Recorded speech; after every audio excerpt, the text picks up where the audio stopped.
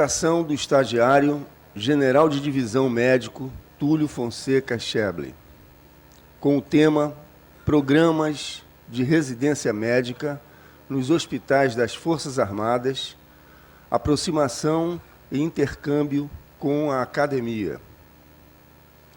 Presente na avaliação, a banca composta pelo orientador, contra-almirante Lourenço, pelo avaliador, professora Margarida, e pela professora Leonora, representante da divisão. General de Divisão Túlio, a audiência está à disposição de Vossa Excelência para a apresentação prevista para ter 20 minutos. 5 minutos antes, eu lhe aviso da conclusão. Com a palavra, General Túlio. Bom dia a todos. Queria dizer da minha satisfação de estar aqui e, preliminarmente, agradecer à escola por essa oportunidade. Queria agradecer a presença da banca e de convidados ilustres que nos honram com sua presença. Esse tema do meu TCC é um tema, eu dizia há pouco para a professora Margarida, é um tema um tanto quanto insípido para o público leigo. Mas eu vou tentar, na medida do possível, dar algum colorido a ele para que nós possamos cumprir o nosso objetivo. E o tema é esse aí, programas de residência médica nos hospitais das Forças Armadas, aproximação e intercâmbio com a academia. Vamos seguir esse sumário, uma introdução, o papel da residência na formação médica. Vamos apresentar dados relacionados com a demografia médica no nosso país, programa de residência médica em hospital militar e uma breve conclusão. Esse é o cenário atual que todos nós, presumo, conhecemos. O Brasil hoje tem um cenário de grandes dificuldades assistenciais à área de saúde, tanto na esfera pública quanto na esfera privada. Em virtude da insuficiente alocação de recursos financeiros e humanos, bem como de uma infraestrutura ainda precária em muitos rincões do país. É um grave problema a ser equacionado, em virtude da expressiva carência que a gente percebe de médicos, particularmente em regiões interioranas do país. E, às vezes, o médico lá não está, vamos dizer assim, lá, não por falta de vontade própria, mas por falta de condições de exercer a medicina. Sobre isso, quando foi idealizado esse programa, aquele programa do governo federal, Mais Médicos, eu cheguei a comentar, na época, com a Aloysio Mercadante, numa passagem dele lá pelo HFA, que seria muito melhor que, ao invés de médicos nesse programa e nessas localidades inóspitas, nós tivéssemos bons técnicos de enfermagem, que certamente fariam mais do que um médico sem um laboratório, sem um centro cirúrgico, sem um raio-x, sem um anestesista, pode fazer, ou poderia fazer. O técnico de enfermagem, numa situação dessa, ele interage de maneira mais próxima e até mais eficiente, por incrível que pareça, com o paciente. E pode fazer a triagem e encaminhar pacientes que não pudessem ser atendidos nessas regiões para centros maiores. Isso aí nós temos discutido diuturna e sistematicamente aqui em trabalhos do nosso grupo que nós apresentamos. Por exemplo, foi exaustivamente discutido esse tema. A geriatrização da população. Esse já é um fenômeno, vamos dizer assim, irreversível. O Brasil, que eu me lembro da Copa de 70, era um país de jovens, 90 milhões de habitantes e tal. Hoje é um país que tem um efetivo de pessoas já de meia idade e idade mais avançada muito grande. E com isso, é claro, terapias mais complexas, mais onerosas, tecnologias mais sofisticadas são requeridas para acompanhamento desses pacientes. Eu citei ali também a questão da judicialização da saúde, algumas vezes sem qualquer consultoria técnica dos órgãos encarregados de dizer o direito. Isso aí, felizmente, mudou muito. Está mudando. Os juízes hoje estão se valendo de peritos, valendo mais de peritos e às vezes até de câmaras técnicas para deliberar acerca da pertinência do pedido impetrado pelo advogado do paciente ou da família. Mas antigamente se conseguia eliminar para comprar fralda descartável, vitaminas, medicamentos para disfunção erétil, Viagra, por incrível que pareça. Nós vimos muito isso. Isso está mudando. E nós temos que encontrar o fiel para essa balança. Porque hoje a alta complexidade consome perto de 90% dos recursos da saúde. Isso explica porque às vezes faltam antibióticos antibióticos básicos, gase, antipiréticos na rede hospitalar, sobretudo na pública. Outro fenômeno que a gente tem observado é a questão da unidade de terapia intensiva, que é um grande escoadouro de recursos. Nas nossas UTIs, hoje, de cada 10 pacientes internados, 8 não deveriam estar na UTI. São pacientes muito graves, terminais, com doenças crônico-degenerativas, aos quais não é permitido, isso pode parecer uma coisa meio espartana, mas aos quais não é permitido uma morte digna. São pacientes que estão sendo mantidos, às vezes artificialmente vivos, entubados e coisa e tal, por conta de interesses financeiros, sobretudo da rede privada, por conta, às vezes, de ausência da família, que não quer ter esse paciente em casa, num serviço de home care e tal. Entendeu? Ou seja, é lamentável ver o velhinho ali, sozinho, isolado, só recebe o familiar naquele horáriozinho curto de visita. Ou seja, é uma cultura que precisa ser mudada. E a família tem que ter participação direta nos cuidados finais desse paciente. Claro, com todo o apoio, vamos dizer assim, médico hospitalar, de fisioterapia, nutricionista, fonoaudiologia, enfermagem, tudo que ele tem direito. Mas em casa, não numa UTI. UTI é para dar chance de sobrevida a pacientes que tenham condições de ter sobrevida com qualidade e com dignidade. A inflação médica foi de 18,3% nesse último ano, quer dizer, muito superior à inflação ordinária. O encarecimento dos seguros de saúde, claro, à medida que se agrega a alta complexidade, os planos de saúde vão onerando os seus seguros, os seus preços. Com isso, está havendo um fenômeno que é a migração de pacientes de planos VIPs para planos que contemplam muito menos benefícios. E isso aumenta, vamos dizer assim, o ingresso de pacientes que às vezes não têm atendido o seu pleito de uma internação, de uma cirurgia, à justiça para conseguir, e onera ainda mais a rede pública de saúde. Então, faltam investimentos para quê? Para aquilo que talvez seja o mais importante, a medicina, a saúde preventiva, que é muito mais eficiente, é menos onerosa e menos traumática para o paciente. Uma simples colonoscopia, por exemplo, que detecte precocemente pólipos neoplásicos e possibilite a sua extirpação, a sua exerese, evita tratamentos extremamente traumáticos para o paciente, porque aquele pólipo com certeza vai evoluir para um adeno, silenciosamente, para o adenocarcinoma de intestino grosso, de tratamento difícil, de resultados absolutamente incertos e extremamente traumático para o paciente. O exame urológico, a mamografia associada à ultrassonografia, ou seja, o arsenal preventivo ele é muito mais eficiente. E, infelizmente, nós ainda falhamos muito no Brasil na prevenção. Não existe uma cultura preventiva.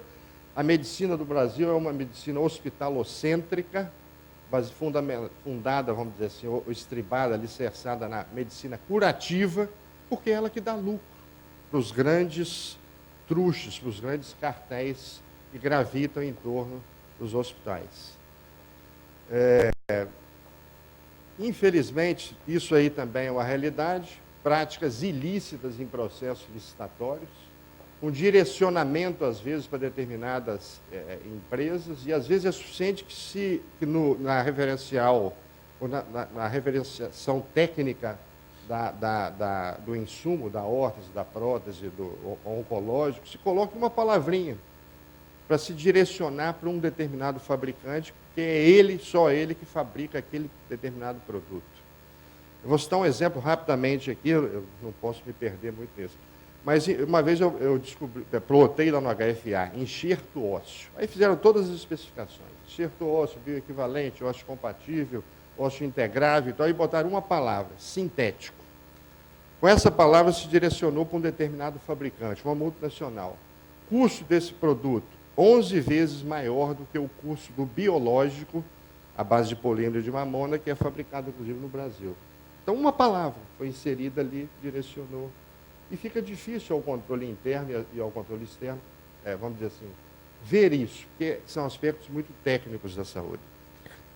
Mas vamos lá. Programa de residência médica, ele foi regulado por esse decreto que aí está e oferece atualmente 6.574 programas vinculados ao SUS, com 35.117 vagas em 700 universidades públicas e privadas, além de instituições hospitalares vinculadas a universidades. É um grande programa, um dos maiores do mundo, nosso programa de residência médica. Como é que iniciou a questão da residência médica? Iniciou nos Estados Unidos, oficialmente, vamos dizer assim, no mundo ocidental, nos Estados Unidos, com esse cirurgião, que era um grande cirurgião americano, Halsted, e que no final do século XIX resolveu visitar a Europa, Inglaterra e Países Baixos, e viu lá um programa muito interessante, um programa, era quase, vamos dizer assim, um programa quase monástico. O médico recém-formado, ele tinha que acompanhar durante alguns anos o cirurgião, chefe de equipe, vamos dizer assim, o bambambam da equipe, e a partir daquele período, e ele residindo no hospital, daí a expressão residência, ele adquiriria o título de...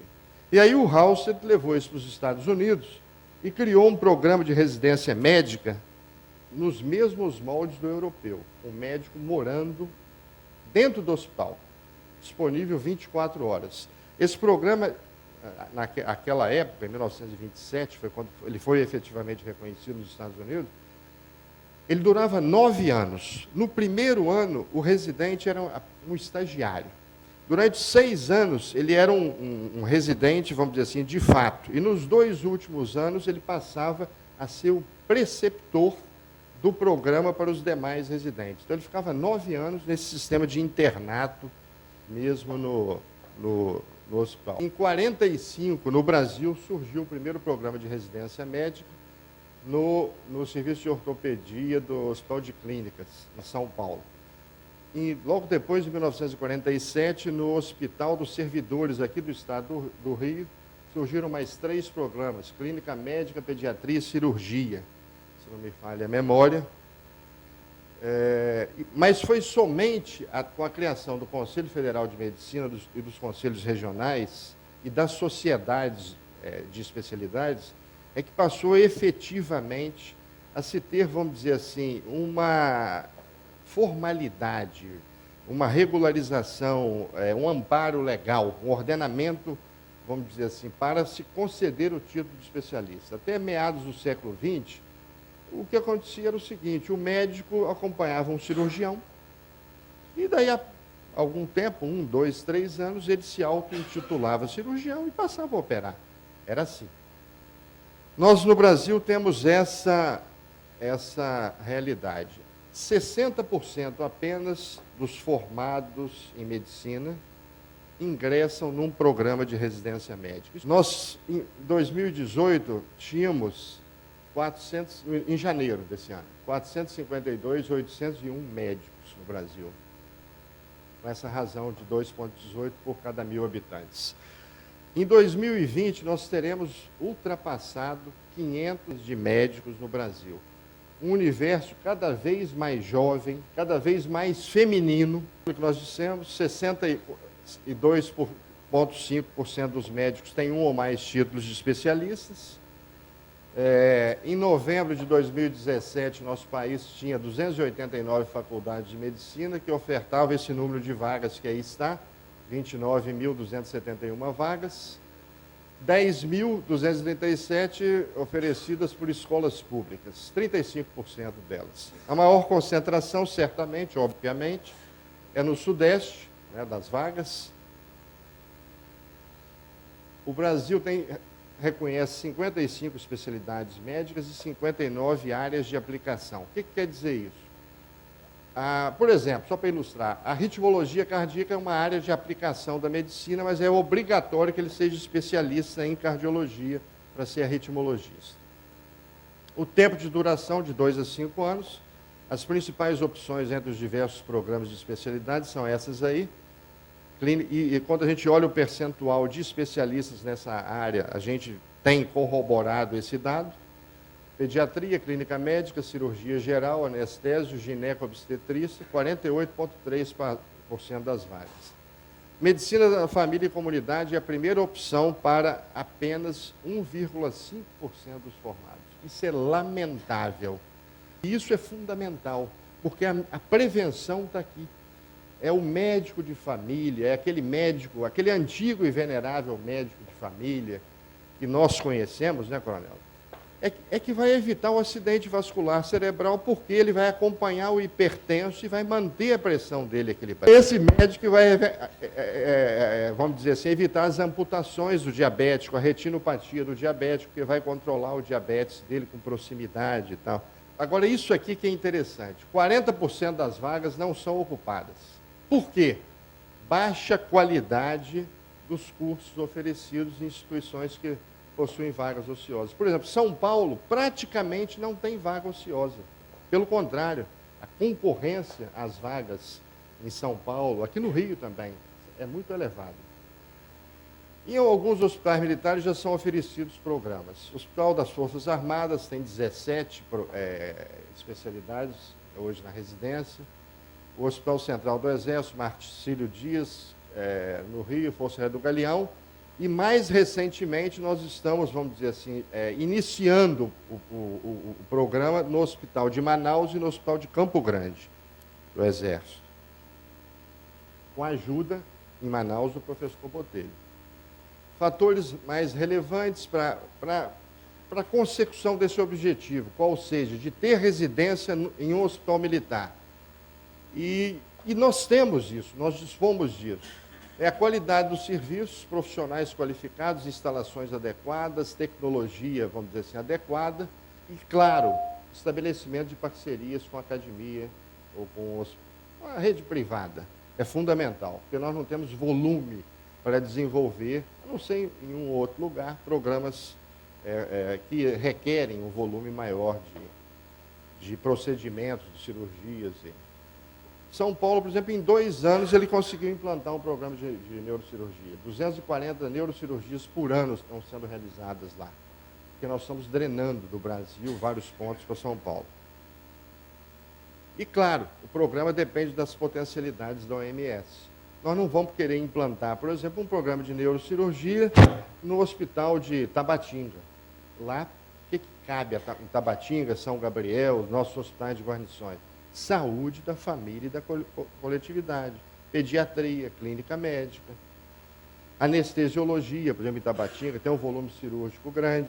Marcílio Dias é interessante, ele tem um modelo interessante, porque no concurso para residência, o edital já permite que o médico, a partir do final do primeiro ano, faça a sua opção por seguir a carreira militar.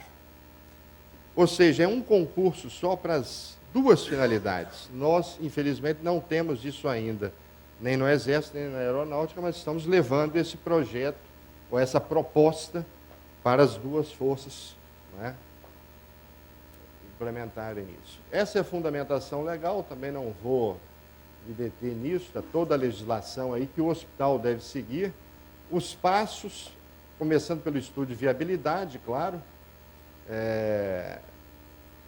a documentação de ensino, o plano de disciplinas, que tem que estar absolutamente conforme aquilo que é preconizado pela sociedade brasileira daquela especialidade que se intenta estabelecer ou implantar o programa. A divisão de ensino da OMS tem que fazer um credenciamento provisório da residência médica, ou seja, o programa inicia de uma maneira provisória, e a partir do final do primeiro ano é que ele é ou não oficializado. E é cadastrado nesse sistema aí. Eu não vou me deter muito, porque são aspectos assim, bastante formais, né, o formalismo da coisa. Mais ou menos 2 anos é o tempo que se leva para iniciar um programa de residência médica. Isso aí eu falei há pouco, muitas vezes a atividade tem que ser complementada, daí a importância do convênio. Por exemplo, o volume cirúrgico tem que ser complementado em outra fora do hospital militar, né? E o edital torna público o processo, e esse processo é aberto para civis e militares. A maioria dos nossos residentes, nos nossos hospitais militares, é civil, a grande maioria. E isso vamos dizer assim, traz para a sociedade, para a nação brasileira, dividendos, porque são profissionais que são bem formados, não só no aspecto técnico, mas em outros que eu vou tocar agora na conclusão. Então está aí. Certamente esse programa seria exitoso se ele for ampliado, traria dividendos não só para as forças, mas para a nação brasileira, para o país. Mas o que eu quero dizer é o seguinte, como conclusão: nós temos percebido que nós temos observado que está havendo um distanciamento muito grande do médico do seu paciente. Na realidade, o médico, claro que isso não é via de regra, nós nunca podemos generalizar um conceito, mas nós temos observado que o médico, ele vem se perdendo aquela visão holística, sistêmica, plena do seu paciente. O médico tem que entender que o seu paciente não é um olho, não é um fígado, não é uma tireoide. É inconcebível, por exemplo, nós vermos um médico fazendo um exame de refração para a colocação de uma prótese ocular, de um óculos, e não ver o melanoma que está do lado do olho que vai matar o seu paciente. Não ver, por exemplo, a turgência jugular da insuficiência cardíaca, não ver o facies edemaciado, com edema subpalpebral, por exemplo, da insuficiência renal. Então, às vezes, só de observar o paciente, se faz o diagnóstico, ou se formula uma hipótese de diagnóstico. Só que o médico não está tendo tempo, não está querendo olhar, conversar, tocar o seu paciente. Isso é lamentável. E é disso que decorre o elevado número de processos que a gente observa hoje contra médicos. Nós temos que entender também os médicos, o aluno, o residente, e por isso que a gente quer trazer esse programa, ou ampliar esse programa nos nossos hospitais. Nós temos que entender que essa interação, essa relação médico-paciente, cercada de mútuo afeto, de mútuo respeito, de mútua confiança, é fundamental para o êxito terapêutico. A medicina, o paciente fragilizado por uma entidade nosológica qualquer, ele julga mais ou menos grave, sei lá, mas na realidade ele resgata do seu atavismo psíquico determinadas filigranas. Ele passa a ver no médico, em nível de inconsciente, claro, o que o homem primitivo via no antigo xamã tribal. Um indivíduo com poderes sobre a vida ou a morte. Um indivíduo que pode curá-lo ou deixá-lo morrer, se não tratar bem dele. Então, essa magia que cerca a medicina, magia não no sentido esotérico da expressão, mas no sentido psicológico da expressão, ela deve ser usada sinergicamente pelo médico para a obtenção do êxito terapêutico. É isso que permite o estabelecimento de um bom rapport entre o médico e o paciente. E é isso que nós queremos resgatar. O médico que não sabe, que não conhece isso, que lamentavelmente também a psicologia médica é muito desprestigiada dentro dos nossos currículos.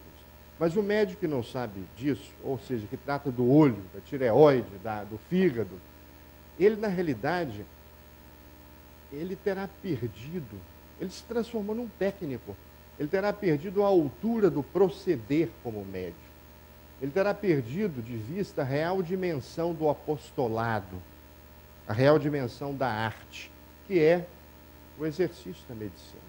Ele deixa de ser médico para ter se transformado, repito, num técnico, estreito na sua técnica, às vezes que a exerce com grande maestria, mas ele não é mais médico.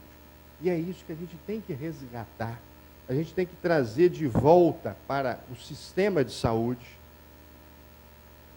essa magia, vamos dizer assim, que antigamente permeava a medicina. O médico, me lembro da cidadezinha do interior, nós tínhamos lá um grande médico, Dr. Tales Barbosa Pinheiro. Dr. Tales era médico de família. Quase todas as famílias lá naquela cidadezinha do interior de Minas, em Palma, tinham o seu primogênito batizado pelo Dr. Tales. Era um sujeito queridíssimo na cidade, que gozava de uma confiança absoluta, de um prestígio pela dignidade daquele homem extraordinário. Então, o propósito desse trabalho foi esse. Desculpa, meu controlador, por ter ultrapassado um pouquinho, mas esse tema é difícil. A gente poderia falar sobre ele muito tempo. Muito obrigado pela paciência e pela atenção de todos.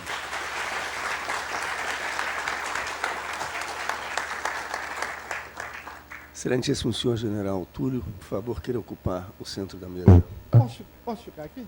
À vontade, Posso? senhor. Obrigado. Vontade. Passaria a palavra agora aos digníssimos membros da banca para considerações ou alguma pergunta. Por favor.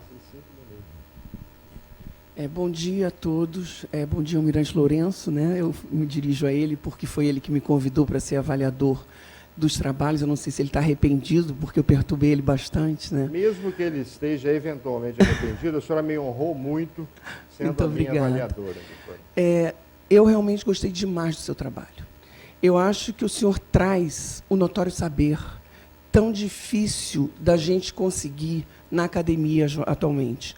Porque um fenômeno se passa na academia, as pessoas vão fazendo graduação, mestrado, doutorado, pós-doutorado, e não tem prática, né? Não tem esse olhar. Eu acho que o senhor tem que publicar, principalmente as suas ideias, porque o senhor fala na medicina, inclusive a introdução do senhor é brilhante.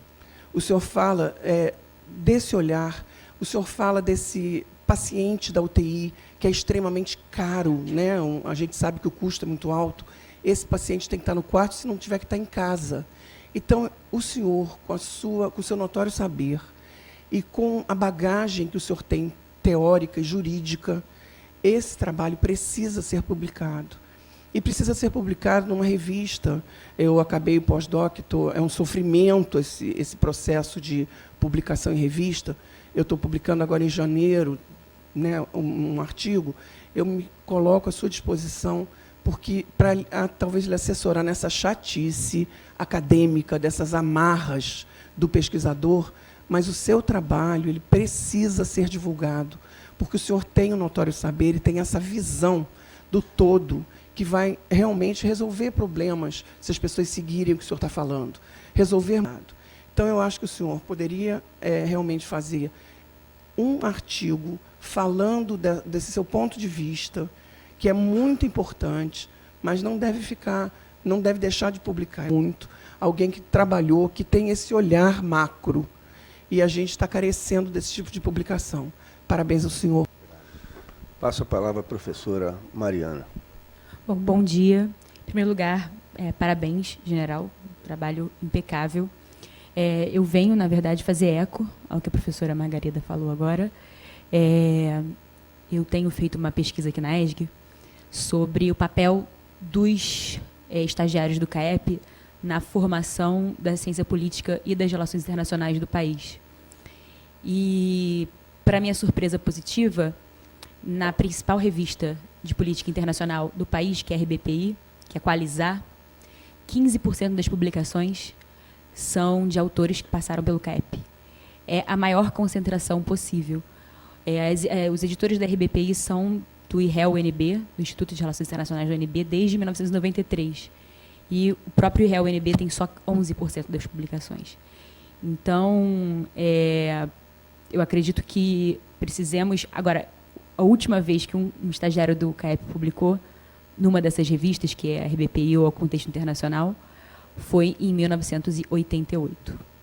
Deixando, portanto, de ter uma ingerência direta sobre não só o debate da ciência política e das relações internacionais no Brasil, como sobre a tomada de decisões, por exemplo, no Ministério das Relações Exteriores, que é assíduo na leitura dessa revista. Então, mais do que convidá-lo a publicar, eu gostaria de encorajá-lo a publicar especificamente nessa revista.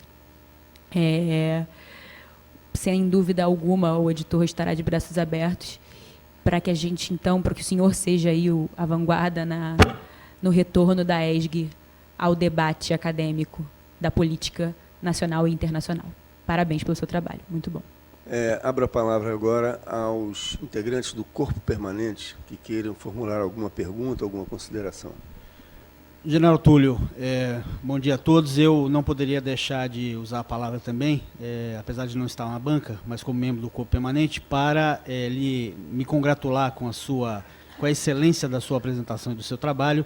Eu já disse ao senhor pessoalmente, quero externar aqui de público, que de fato o trabalho que o senhor desenvolve aqui, eu acho que honra uma tradição dessa escola, que é desenvolver trabalhos voltados para o fortalecimento do poder nacional, fortalecimento do Estado brasileiro. No caso específico, através de uma das áreas críticas da atuação do poder nacional, que é exatamente a área de atenção à nossa população por meio da saúde. Então, eu me congratulo, porque eu acho que segue esse espírito que permeou este curso superior de guerra e agora CAEP, desde a sua formação em 1950. Então, acho que dentro desse espírito, queria também aqui fazer minhas palavras das duas senhoras que me antecederam, de que a excelência desse trabalho, que pode ter repercussões importantes em termos de políticas públicas de saúde no nosso país, ele precisa, de fato, expandir os muros dessa fortaleza de São João. Então, minhas congratulações pela excelência do trabalho. Trata-se de falar do senhor. Eu não queria aumentar nada do que já foi dito de brilhantismo no seu trabalho, mas eu queria fazer um diferencial, porque o senhor foi o xerife desta turma durante todo o ano. O senhor foi o xerife do curso superior de defesa durante todo o ano. E, a par disso tudo, o senhor foi brilhante não só no trabalho, como também sendo o líder desta turma aqui, que não nos deu o menor trabalho. Ao contrário... teria puxado a orelha, não tenha dúvida. Eu não tenho dúvida disso, mas é que por conta da sua liderança e presença não foi necessário. Então, por conta disso, eu queria apenas parabenizar o senhor, obrigado, parabenizar a banca, parabenizar os parabéns que já foram dados e desejar boa sorte. Parabéns, general. Muito obrigado.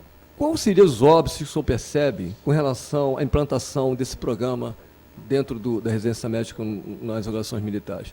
Outra questão também é a questão relacionada a indicadores com relação à residência médica. Muitos médicos, às vezes, eu nunca vi, eu não sei se existe essa reprovação da residência médica da especialidade. Muitos médicos vão, mas às vezes, como toda área, às vezes a pessoa não está preparada, né? Como é que isso é feito? Essa é a minha curiosidade, questão em relação ao trabalho do senhor. O principal óbice que eu vejo à implantação do programa é a má vontade do diretor da organização militar em implantar o programa, porque isso dá trabalho, isso é trabalhoso. Tem que montar, fazer os contatos, tem que construir o programa de disciplina do hospital, ou seja, tem uma série de... Tem que ter vários atores de dentro do hospital envolvidos no programa. Então, realmente, em Manaus, por exemplo, mais atrás um pouco, nós tentamos implantar e não conseguimos, porque o diretor que lá estava não quis. E o comandante da região foi convencido por ele. O diretor que o sucedeu não só implantou, como está indo de vento em popa, graças à parceria com a Universidade Federal do Amazonas. Então, é vontade, tem que ter vontade de trabalhar, porque é trabalhoso, particularmente nessa fase de implantação. A outra pergunta, não era, Brigadeiro?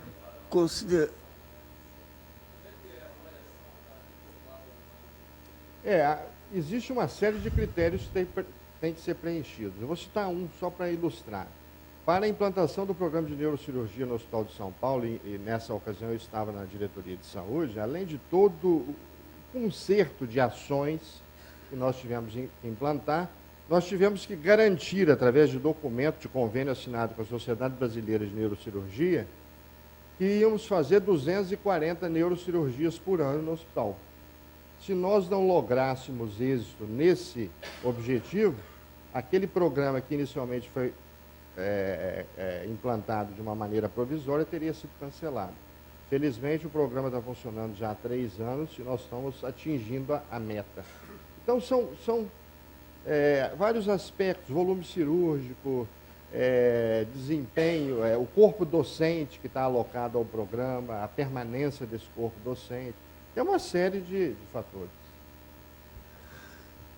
Senhoras e senhores, infelizmente, devido ao avançar do tempo, e a fim de não prejudicarmos as outras apresentações, eu consideraria o debate encerrado.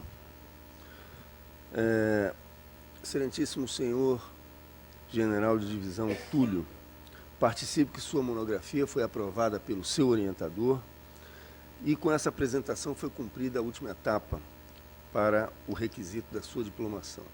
Muito obrigado. Passo a palavra à Sua Excelência para as suas considerações finais. Almirante Lourenço, professora Margarida, caros membros do Corpo Permanente, que nos honraram muito com suas presenças, professor Botelho, muito obrigado.